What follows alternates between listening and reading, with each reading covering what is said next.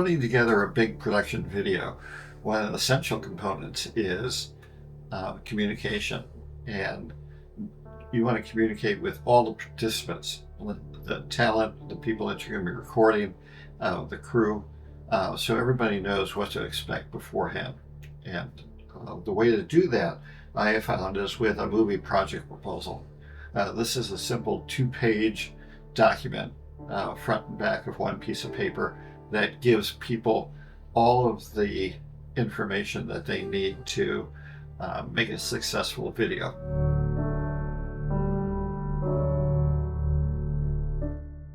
First of all, there's a concept.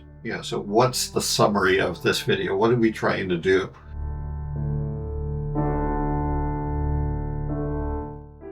One of the important things is something called log line. The log line is a 1-sentence description of the video.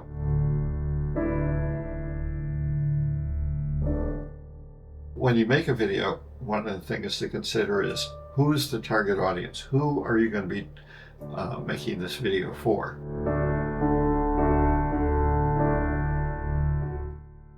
The fourth thing is, how are you going to show this? What's the distribution? Are you going to show this on a local TV station? Are you going to put it on Vimeo or YouTube, or Facebook? So where is this going to be shown?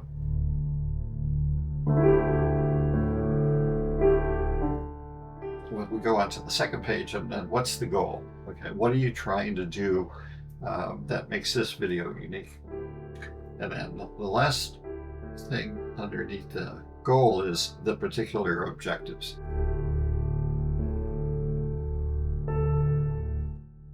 And then the last thing you want to discuss is, what are going to be the challenges, and what is going to be the difficulty in getting this production.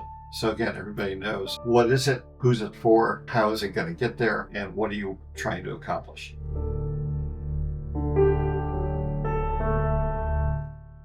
I really appreciate the thought and time in laying out to a novice video person here what needs to be done, because it's sort of like the same thing, Bill.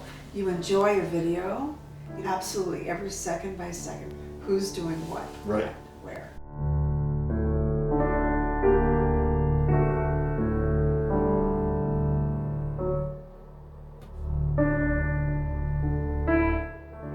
One of the other challenges of putting on a full production is scheduling. And in the proposal, one of the challenges I listed was agreeing on a date for the crew, for the performers, and for the location. The screen that we're showing is, I was trying to preserve a room at Panorama, use it for the full day. And so the best days to do that were on the weekend. For 2 months, I listed every weekend, Saturday and Sunday, and then sent this out to the crew and to the performers, trying to figure out a day when 4 crew members and 2 performers all could come together at one time in one place.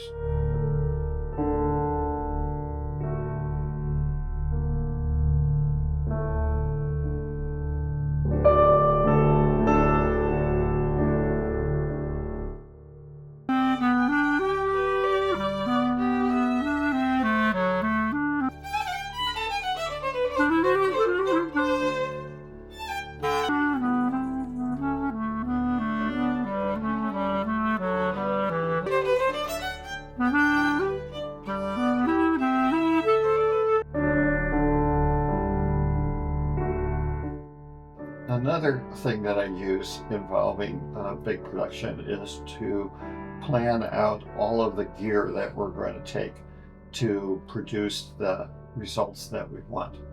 And in this particular video, I'm making a music video in a cinematic way with lots of lights and lots of cameras. And so what we're looking at now is a list that I use, that's a checkoff list, what are the tripods that I need to use, what kind of microphones, what kind of cameras, and then who's the crew. So I have this master list, and then I set up the gear for that particular shoot. One of the things you see on the table is all of the chargers for the batteries. I need chargers for the cameras, for the microphones, for the lights.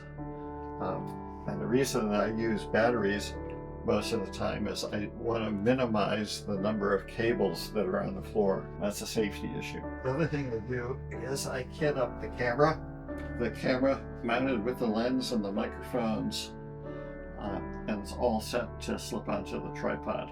Headphones, extra batteries, and allocation checklists that I review every time I set up the gear. Make sure there's fresh batteries in the microphone. I want to format memory card inside the camera. And the reason for that is if you forget to do that, you can go halfway through a performance, a recording, and all of a sudden you'll run out of disk space because you forgot to erase the previous time that you recorded.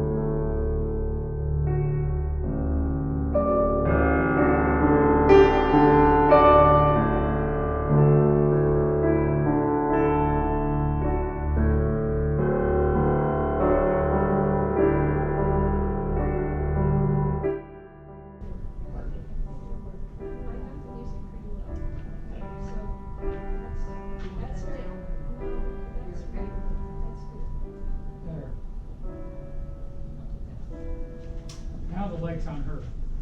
Ginger? If I'm here, is that where you want it? Yeah, that's gonna be great. It's great. I think so. Yeah. I was gonna say, this looks good, although